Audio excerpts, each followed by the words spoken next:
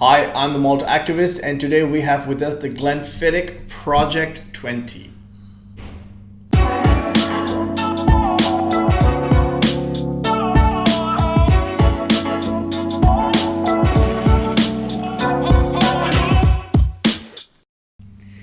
Now, this is quite an accomplished little whiskey, if you ask me, and it's got a nice little story behind it. Is it a marketing gimmick? I don't know, you decide. But I'll tell you what it is. So Project 20, and it's XX by the way, which is kind of like a smart way of putting 20 up on a whiskey bottle, even though it's not 20 years old. But I don't think that was their intention. So that's fine. So the Project 20 basically involved 20 brand ambassadors, Glenfiddich brand ambassadors from around the world, to basically convene at the Glenfiddich distillery in Dufton. They were sent into the warehouse, and where they were basically asked to pick 6 casks essentially each, which they preferred, and then from there they were supposed to pick one final cask that they liked. And they weren't told why they were doing all of this. And the grand plan was that Brian Kinsman, their master distiller and blender, would then take each sample from each of the 20 participants in this little exercise and blend it together and produce something quite unique. And hence the name Project 20.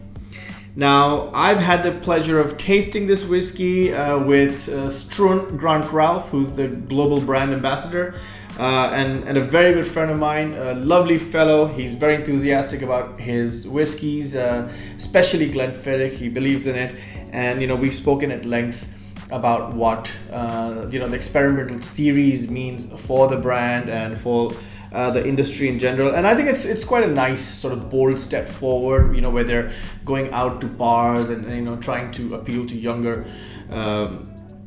audiences, so which is a good thing. As you can see, this is quite a snazzy little bottle, quite opaque, not completely opaque, but it's quite dark so you can't see through it. The name's quite nice, Project 20, very James Bond.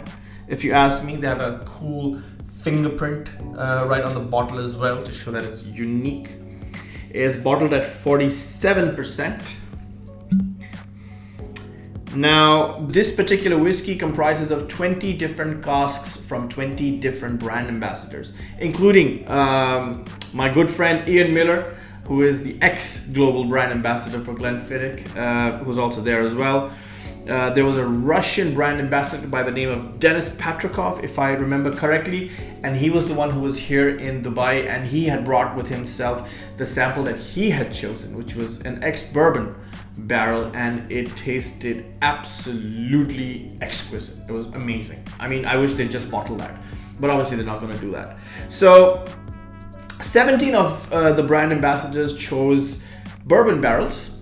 2 of them chose sherry butts. Struan Grant Ralph was one of them, and one of them chose a port pipe.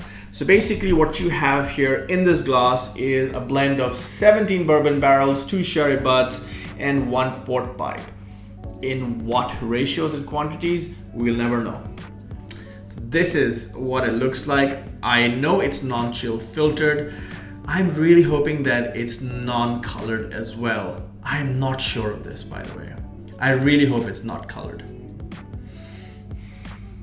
Otherwise, me doing this is kind of pointless.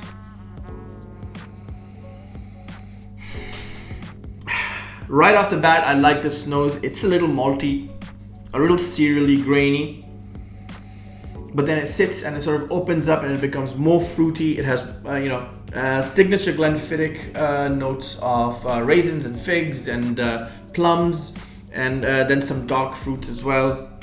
Quite buttery as well, honey, blood oranges. Retains that sort of musty note to it as well. Not in a bad way. Quite doughy. Almost like freshly baked bread.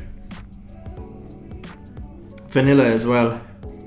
So all in all, quite a decent nose. Absolutely nothing wrong with it. Doesn't scream complex, but it's quite nice. I like it.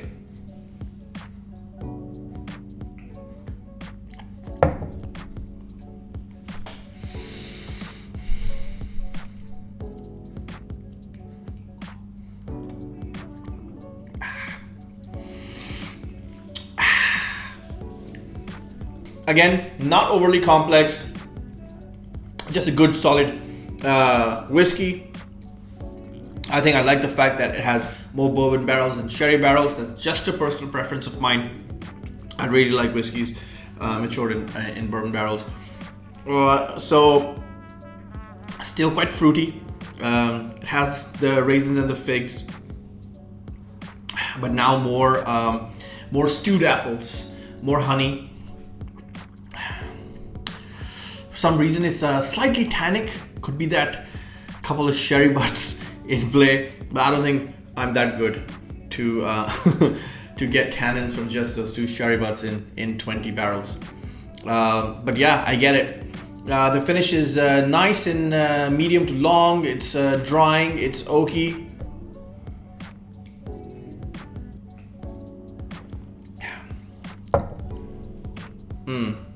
Now some dark jam, sort of black currant.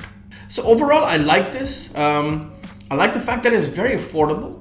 It's quite easily available as well. I think they had a run of like 6,000 bottles or so. So there's a fair bit on the market. I've seen them online. Not very expensive. I think when it came out, it was for something like £50 or so. I don't expect it to be much more expensive than this right now. Maybe like 60, £65. Yeah, maybe for a NAS whiskey that's too much, but hey, price of whiskey's gone up.